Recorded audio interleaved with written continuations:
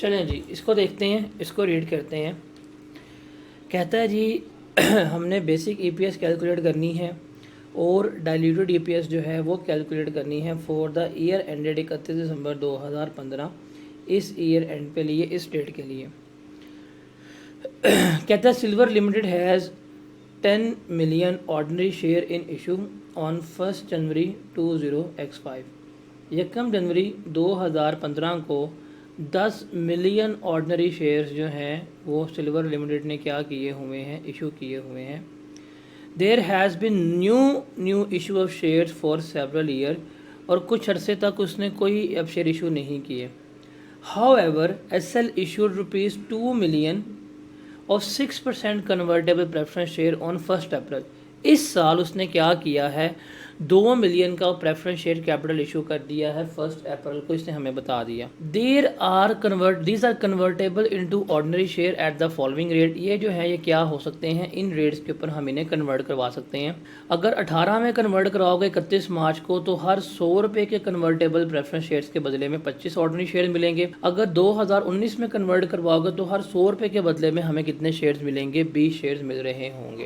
हम हमेशा देखते हैं कि हमें हाईएस्ट शेयर्स कहाँ मिलेंगे, हाईएस्ट नंबर ऑफ शेयर्स कहाँ से मिलेंगे, वो हमने क्या करना होता है, वो हमने यहाँ पे देखना होता है। तो 25 शेयर्स मिल रहे हैं, हम तो 25 के ऊपर ही जाएंगे। फिर कहता है in the financial year to 31 December 2015 total earning attributable to ordinary share holder were 4080000। Total earning थी वो ये थी। अब ये है earnings attributable to ordinary share holder.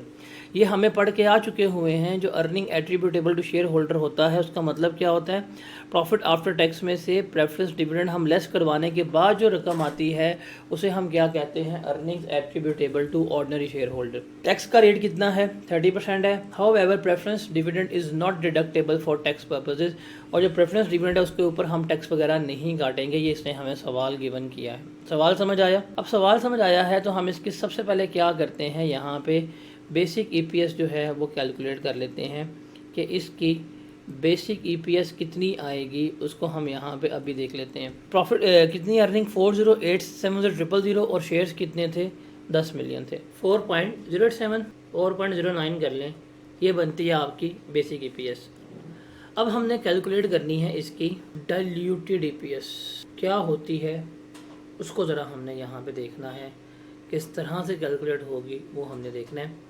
अब अगर हम ये कन्वर्ट कर देते हैं, अगर हम ये कन्वर्ट कर देते हैं तो कन्वर्जन की वजह से हमें नंबर ऑफ़ शेयर्स कितने मिलेंगे। सिंपल सी बात है, 2 मिलियन का हमारे पास हमने ऑर्डिनरी शेयर इशू किए हैं। हर 100 रुपये के शेयर्स के बदले में मैक्सिमम पे हमने जाना होता है, कितना जाएगा, 25 से हम इसको मल्टीप्लाई कर देंगे।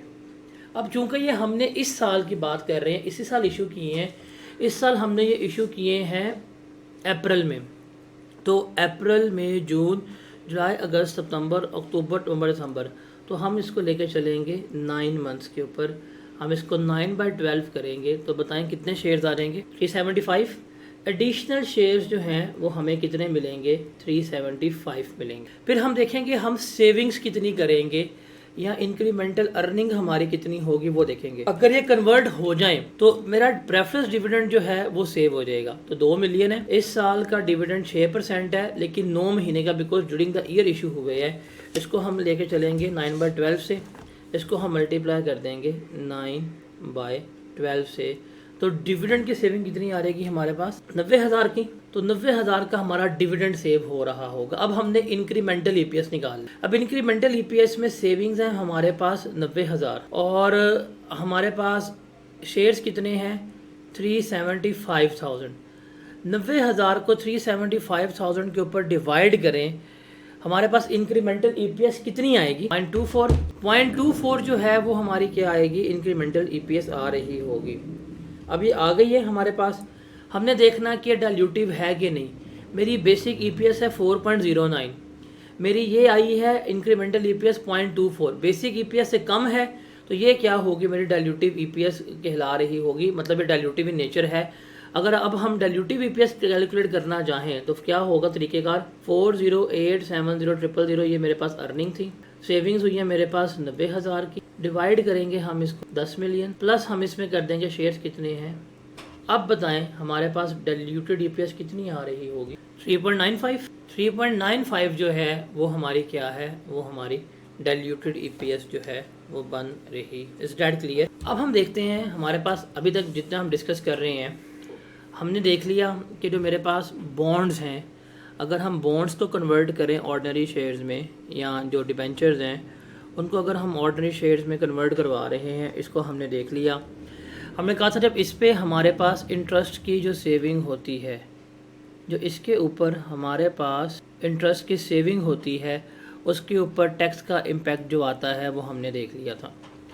उसके बाद हमने देख लिया कि प्रेफरेंस शेयर्स जो हैं अगर वो कन्वर्जन हो रही है, इसका इम्पैक्ट जो है डिविडेंड का, वो भी हमने यहाँ पे देख लिया क्या होता है क्या नहीं होता।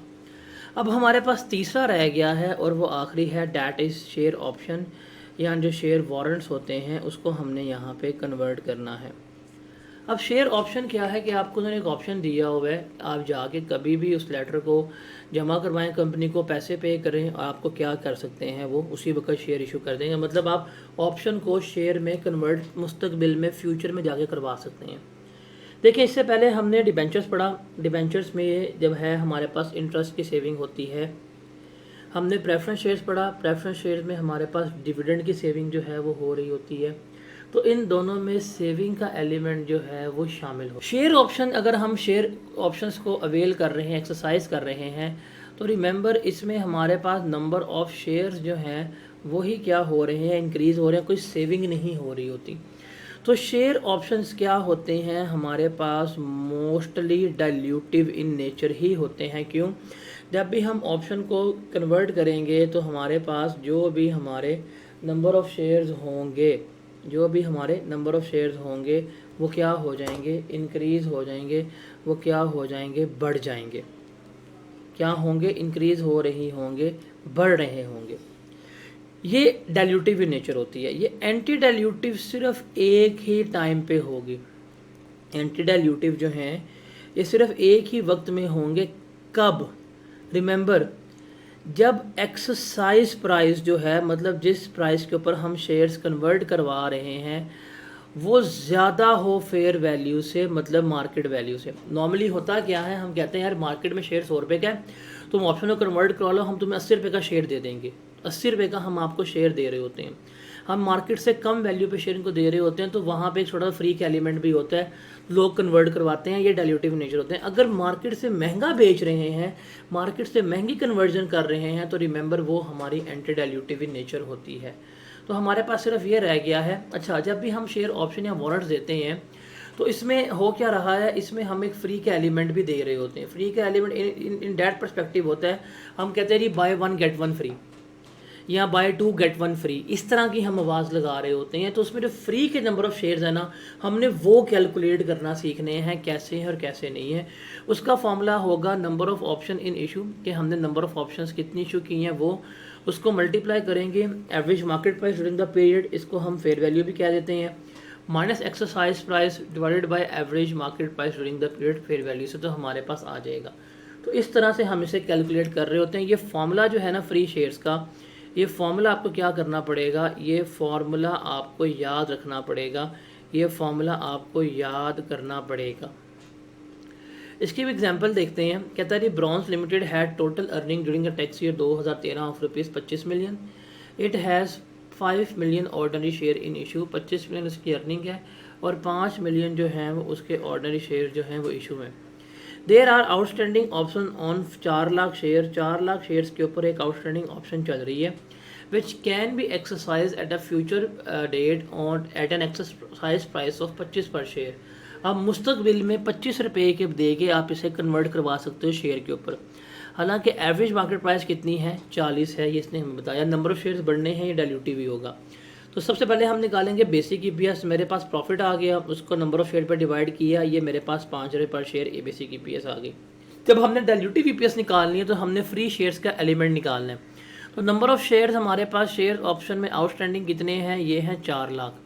इसे मल्टीप्लाई करेंगे, हमारे पास जो इक्वेशन आई है, जो हमने फॉर्मूला पढ़ा है, वो क्या है, फेयर वैल्यू, मतलब फेयर वैल्यू मेरे पास 40 है, माइनस करें एक्सरसाइज प्राइस पे, वो है 25, डिवाइड करेंगे 40 से, तो मेरे पास आ जाएंगे कि मैं फ्री शेयर्स कितने दे रहा हूँ।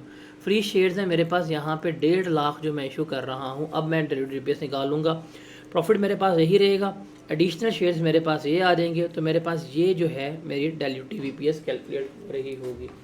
तो डाइल्यूटिव EPS जो है वो हम हमेशा क्या कर रहे होते हैं, इस तरह से, इस वे से कैलकुलेट कर रहे होते हैं। अब हमारे पास आखिरी एरिया रह गया है, वो है ऑर्डर ऑफ डाइल्यूशन, कि अगर मेरे पास मल्टीपल ये सिक्योरिटीज़ हैं, मल्टीपल कन्वर्जन्स हैं, तो कैसे करना है किसको, वो हम यहाँ पे लेके चलेंगे। तो इसमें हम हमेशा क्या करते हैं, जब हमारे पास मल्टीपल इस तरह के पोटेंशियल ऑर्डिनरी शेयर्स अवेलेबल हैं, तो हम क्या करेंगे, हम हमेशा अपनी रैंकिंग जो है, रैंकिंग डेवलप करेंगे। रैंक में जो नंबर 1 होगा वो सबसे पहले, फिर नंबर 2, फिर नंबर 3, इस तरह से हम क्या कर रहे होंगे, लेके चल रहे होंगे। तो रैंकिंग जो है वो हमने क्या करनी होती है, डेवलप करनी होती है। तो हम क्या करेंगे, हम इंक्रीमेंटल EPS निकालेंगे और रैंकिंग वगैरह कर रहे होंगे। जैसे ये सवाल है हमारे पास एग्जांपल नंबर 21, इसको देखते हैं। रिक्वायरमेंट है calculate basic EPS and diluted EPS for the year ended 31 December 2015। 31 December 2015 के लिए हमने क्या करनी है, हमने बेसिक EPS और डाइल्यूटेड EPS जो है वो कैलकुलेट करनी है। Following information relates to Olympics limited for the year ended 31 December 2015। इसने तो ये information, number of ordinary share issue हैं वो 2 मिलियन है, रिपोर्टेड अर्निंग जो है वो कितनी है, 6 मिलियन की है, एवरेज मार्केट प्राइस जो है शेयर का वो 80 रुपये है, पोटेंशियल ऑर्डिनरी शेयर उसने हमें गिवन किए हैं 1, 2 और 3। ऑप्शंस हैं 6 लाख ऑप्शंस हमने वो दिया हुआ है, एक्सरसाइज प्राइस क्या है, 60 रुपये की है।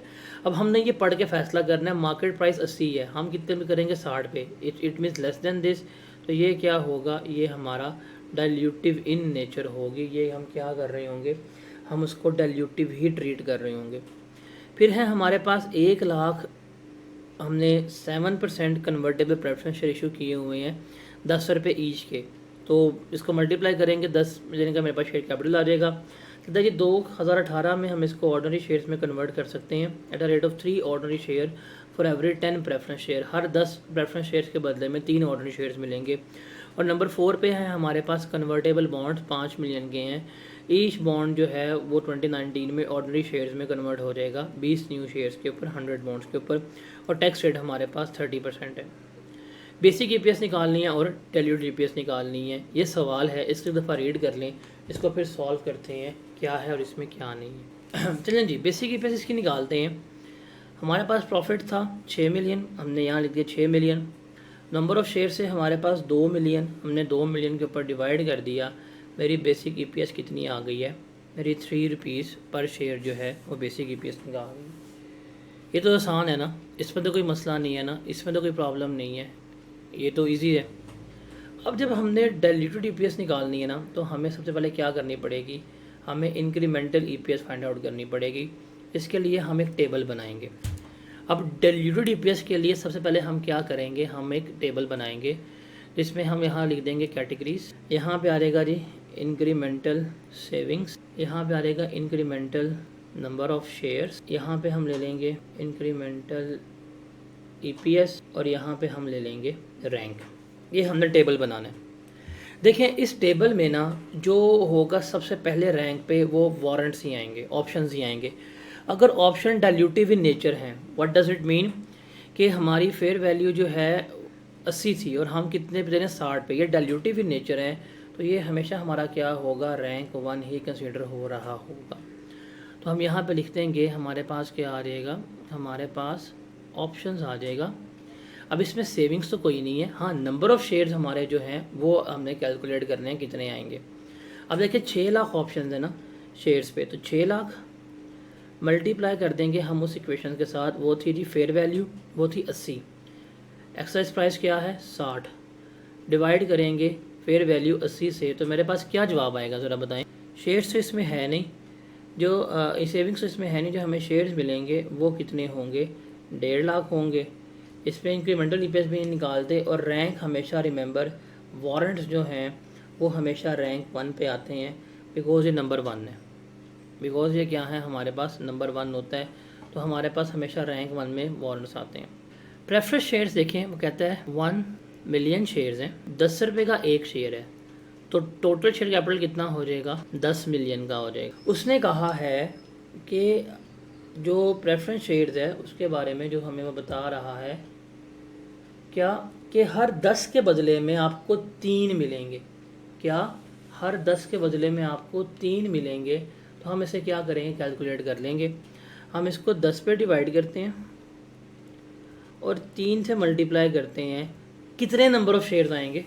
सॉरी, ये गलत हो रहा है, माय बैड। हम इसको 10 से मल्टीप्लाई नहीं करेंगे, उसने हमें नंबर ऑफ़ शेयर्स दिया होगा, ये 1 मिलियन नंबर ऑफ़ शेयर्स ही हैं। तो इसको हम 10 पे डिवाइड करेंगे और इसको 3 से मल्टीप्लाई करेंगे तो मेरे पास इंक्रीमेंटल शेयर्स आ जाएगा। अगर आप इसको देखें तो 1 मिलियन शेयर इसने इशू किए हुए हैं, तो ये आया कितने, 3 लाख शेयर्स जो हैं वो हमने इशू करने हैं। यहाँ 3 लाख शेयर्स जो हैं वो आएंगे, ये हम यहाँ पे कैलकुलेट कर लेंगे। अब प्रेफरेंस शेयर्स हैं तो डिविडेंड की सेविंग हमने निकालनी है और वो शेयर कैपिटल पे निकलती है। अब मेरे पास 1 मिलियन शेयर से 10 रुपये का एक शेयर था, तो मेरे पास शेयर कैपिटल कितना था, 10 मिलियन का था। इस 10 मिलियन का मैं 7% लूँ, कितना बनता है, 70,000, 7 लाख। ये मेरे पास है इंक्रीमेंटल सेविंग। अगर ये प्रेफरेंस शेयर्स ऑर्डनरी में कन्वर्ट हो जाएं तो ये मेरी सेविंग होगी। तो मैंने निकाल लिया, तो 7 लाख हम यहाँ लिख लेंगे। यहाँ आ जाएगा मेरे पास प्रेफरेंस शेयर्स सेविंग मेरे पास हो रही है 7 लाख की। शेयर्स मेरे पास आ रहे हैं 3 लाख। तो 7 को 3 पे डिवाइड करें, क्या जवाब आता है, इंक्रीमेंटल ईपीएस कितनी आएगी हमारी, 2.33। हमारे पास यहाँ पे इंक्रीमेंटल ईपीएस आ गई 2.33। जब हम तीसरा भी कर लेंगे फिर हम रैंक लिखेंगे, रैंकिंग क्या है। अब तीसरे की बात करते हैं। कहता है जी 5 लाख के कन्वर्टेबल बॉन्ड हैं और उसने कहा है कि 100 रुपये के बॉन्ड के बदले में न्यू शेयर्स मिलेंगे। अब देखिए 5 लाख के हमने कन्वर्टेबल बॉन्ड्स इशू किए हुए हैं, 100 रुपये के बॉन्ड के बदले में उसने कहा है कितने शेयर्स मिलेंगे हमें, 20 शेयर्स मिलेंगे। तो आप इसको 20 से मल्टीप्लाई कर दें, बताएं कितने नंबर ऑफ़ शेयर्स आएंगे। 1 मिलियन जो है, अगर ये बॉन्ड्स कन्वर्ट हो जाएं ऑर्डिनरी शेयर्स में तो 1 मिलियन शेयर्स जो हैं वो हमारे क्या होंगे, इजाफी आएंगे। तो हम यहाँ पे जाके अगर हम बॉन्ड्स का जिक्र करें और हम यहाँ पे बॉन्ड्स का वर्ड लिखें तो यहाँ पे इंक्रीमेंटल शेयर्स मेरे पास कितने आ जाएंगे, 1 मिलियन आ। फिर वो कहता है जी इसके ऊपर इंटरेस्ट था 4%। ओके, अब इंटरेस्ट की सेविंग हमने लेनी, 5 मिलियन का हम लेंगे 4%, क्या जवाब आएगा, 2 लाख। 2 लाख हम सेविंग करेंगे। अब इसमें से टैक्स जो है, इंटरेस्ट सेविंग है, टैक्स का इम्पैक्ट भी निकालना है। 30% टैक्स है, वो कितना बनेगा, 60,000। तो जो नेट सेविंग होगी वो मेरे पास कितनी आ जाएगी, 1,40,000 आ जाएगी। ये मेरी नेट सेविंग होगी, इसके ऊपर वो कितनी है, 1,40,000 की है। और हम वो यहाँ पे लिख देंगे 140,000। अब इसको डिवाइड करें 140,000 को और बताएं क्या इसकी इंक्रीमेंटल ईपीएस आएगी। इसकी इंक्रीमेंटल ईपीएस मेरे ख्याल से आ रही होगी 0.14। क्या आएगी, 0.14। अब ये सारा बन गया। अब रैंकिंग करनी है। देखिए वारंट्स के ऑप्शन नंबर 1 पे होंगे, उसके बाद जो सबसे कम इंक्रीमेंटल ईपीएस है वो ये है, ये नंबर 2 पे, ये ज़्यादा है, ये आपके पास क्या हो जाएगी, नंबर 3 पे आ जाएगी। इस तरह से हम क्या करेंगे, अपना रैंकिंग ऑर्डर जो है वो क्या करेंगे, वो हम सिलेक्ट कर रहे होंगे, वो हम कर लेंगे। ऑप्शंस हमारी याद रखना हमेशा रैंक नंबर 1 पे ही होता है, बिकॉज उससे हमारे डाइल्यूशन ही हो रही होती है, वो डाइल्यूटिव नेचर होती है। अब जब रैंकिंग आ गई है ना, अब रैंकिंग आ गया तो हमने अब क्या करना है, अब हमने ईपीएस जो है वो फाइंड आउट करनी है। और वो कैसे बनाएंगे, हम एक और टेबल बनाएंगे जिसमें हम लिखेंगे अर्निंग्स, शेयर, ईपीएस और इम्पैक्ट। इसका हम टेबल बनाएंगे। हमारे पास आ जाएगी पहले बेसिक ईपीएस। बेसिक ईपीएस हमारे पास क्या निकालेंगे, 6 मिलियन की अर्निंग थी, 2 मिलियन के शेयर्स थे, 3 मेरे पास ईपीएस आ गई, ये हमने लिख दी। अब जो हमने यहाँ पे रैंकिंग बनाई है, रैंकिंग के हिसाब से सबसे पहले लेके आएंगे, ऑप्शंस थी, रैंक 1 थी, उससे अर्निंग तो कोई नहीं हुई, शेयर्स बढ़ गए। तो अब अर्निंग मेरी यही रही है, शेयर्स मेरे ये बढ़ गए, इसको इस पर डिवाइड किया, आंसर क्या आ गया 2.79। अब देखें ये बेसिक से कम है तो हम क्या कह देंगे कि ये मेरे पास क्या है, डाइल्यूटिव है, डाइल्यूटिव ईपीएस है। फिर उसी रैंकिंग में जो रैंक नंबर 2 पे आ रहा है वो कन्वर्टेबल बॉन्ड से, वो हमने यहाँ पे उठाए, वो हमने यहाँ पे लिख दिए। अब उस कन्वर्टेबल बॉन्ड से हमारी सेविंग कितनी हुई थी, 140 की सेविंग हमने इसमें ऐड की। शेयर्स कितने बढ़े, 1 मिलियन के, तो इसमें हमने ऐड किए तो ये हो गया। अब इसको इस पे डिवाइड किया, आंसर क्या है 1.95। जो इससे भी कम है ये भी क्या हो जाएगा, डाइल्यूटिव इन नेचर है, हम कह देंगे डाइल्यूटिव इन नेचर है। जो रैंक नंबर 3 पे चीज़ थी उसको हम यहाँ पे लेके आएंगे, वो हमने यहाँ पे लिखी, वो प्रेफरेंस शेयर थे। अर्निंग्स हमारी हुई 7 लाख की, वो हमने यहाँ पे ऐड कर दी। शेयर्स हमारे यहाँ पे इंक्रीज हुए, वो भी हमने ऐड कर दी। अब इसको डिवाइड किया तो ये 1.98 आ गई। देखिए इससे पहले 1.95 थी, अब ईपीएस 1.98 हो रही है। तो कम होने की बजाय क्या हो रही है, इंक्रीज हो रही है, बढ़ रही है। क्या हो रही है, बढ़ रही है, इंक्रीज हो रही है। अगर ये इंक्रीज हो रही है तो ये डाइल्यूटिव नहीं होगा, वो क्या होगा, एंटी डाइल्यूटिव हो जाएगा। तो एंटी डाइल्यूटिव को हम क्या करते हैं, हमेशा इग्नोर करते हैं। हम हमेशा डाइल्यूटिव ईपीएस जो है वो लिखते हैं। जो लास्ट डाइल्यूटिव होगी 1.95, हम बता देंगे कि 1.95 हमारी डाइल्यूटिव ईपीएस है और बेसिक ईपीएस जो है वो हमारी 3 है। इस तरह से हम इसको बता रहे हैं। अब हमारा ईपीएस ख़त्म हो गया। अब देखते हैं थोड़ा सा प्रेजेंटेशन वगैरह का।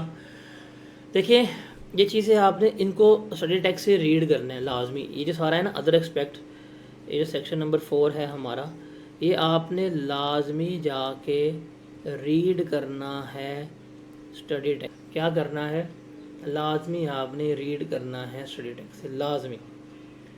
अब है हमारी प्रेजेंटेशन की रिक्वायरमेंट क्या है, उसको देखते हैं। हमने अपनी बेसिक ईपीएस जो है वो कैलकुलेट करनी है, हमने डाइल्यूटेड ईपीएस है वो भी कैलकुलेट करनी है। चाहे नेगेटिव आए चाहे लॉस पर शेयर हो, हमने वो लाजमी बताना ही बताना है। और हमने रिमेंबर जो भी बेसिक ईपीएस है उसमें जो भी कैलकुलेशन है वो सारी कुछ जो है वो हमें बतानी होती है, और कि हमारी कम्प्रीहेंसिव इनकम जो है वो क्या है और क्या नहीं है। ठीक है, तो ये चीज़ें हमने क्या करनी है, इसको लेके चलना है। रिमेंबर जहाँ पे भी हम बेसिक ईपीएस लिखेंगे उसी तरह हमने डाइल्यूटेड ईपीएस भी उसी मतलब इक्वल लेटर्स के साथ लिखनी है।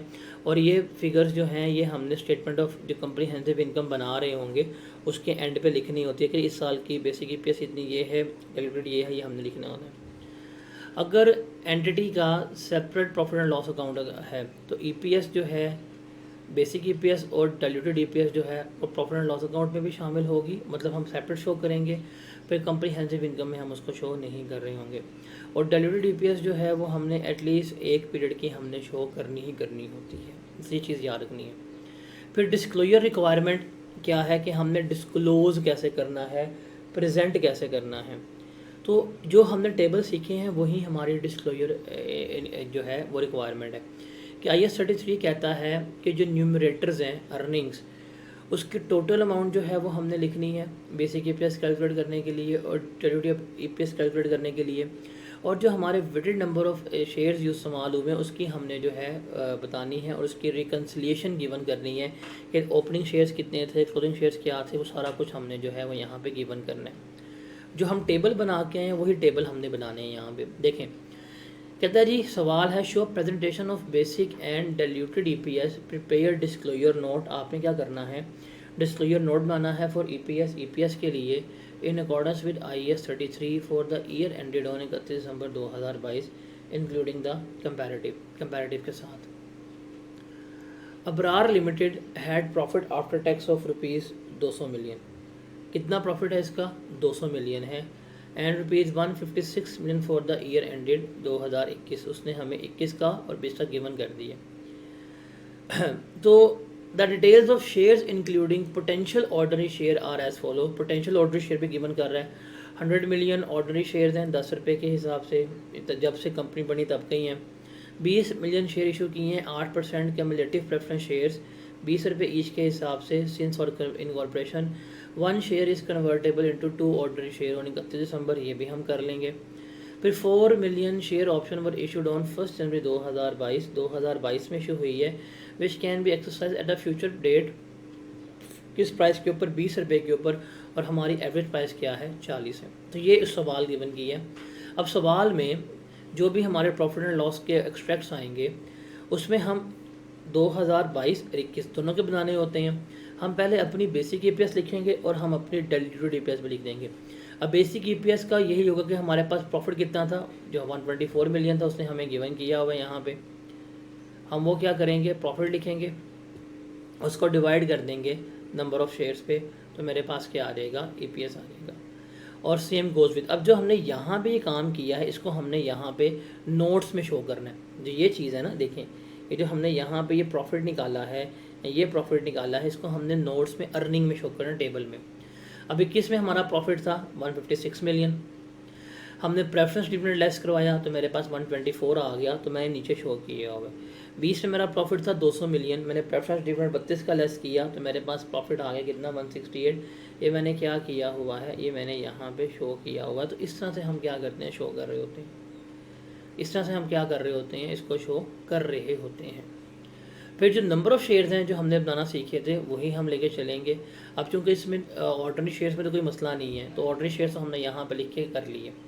जो डाइल्यूटेड ईपीएस में नंबर ऑफ़ शेयर्स हैं वो भी हम कैलकुलेट करके आए हैं, उसमें हम नंबर ऑफ़ शेयर्स निकालेंगे, वो हम यहाँ पे कैलकुलेट करके लिखेंगे, तो मेरे पास आ जाएगा कि मेरी डाइल्यूटेड ईपीएस कैसे होती है। जो हम सवाल अभी सीख के आए हैं, हमने सिंपल क्या करना है, उसी को यहाँ पे टेबल की फॉर्म में ला के प्रेजेंट कर देना है इस वर्किंग में, तो मेरे पास प्रेजेंटेशन जो है वो इसकी कंप्लीट हो जाती है। तो इसको आपने एक दफ़ा रीड करना है। फिर ये usefulness of EPS as financial information, ये आप लोगों ने इसको रीड करना है। अक्सर इसमें से 2 से 3 नंबर का सवाल आ जाता है कि ईपीएस यूज़फुल क्यों है, कि ये सिंपल सी बात है, ये अर्ली वार्निंग बताती है इन्वेस्टर को कि यहाँ पर इन्वेस्ट करना चाहिए कि नहीं करना चाहिए, अर्निंग के बारे में बता रही है, प्रेफरेंस डिविडेंड का इम्पैक्ट क्या होगा उसके बारे में बता रही है, सारा कुछ ये हो रहा होता है।